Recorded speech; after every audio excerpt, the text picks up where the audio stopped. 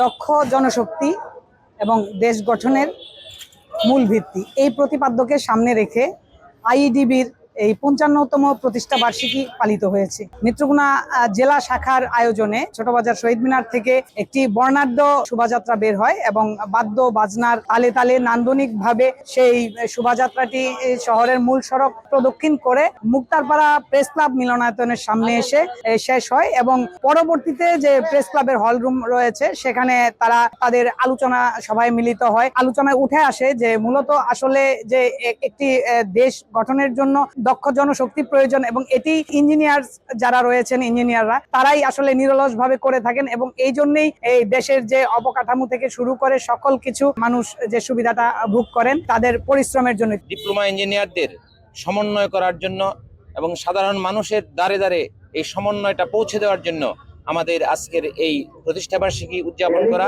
কারিগরি সক্ষমতাকে পৌঁছিয়ে দেওয়ার জন্য নিরলস প্রচেষ্টা করেছে এবং আমি আশা করি ভবিষ্যতে আরো উন্নতির পথে এগিয়ে যাবে। আজকের এই দিনে স্মরণ করিয়ে দেওয়ার জন্য এবং জনগণের সাথে একাত্মতা ঘোষণা করার জন্য আজকে আমাদের এই র্যালি। আমাদের মূল প্রতিপাদ্য বিষয় হলো দক্ষ জনশক্তি দেশ গঠনের মূল ভিত্তি।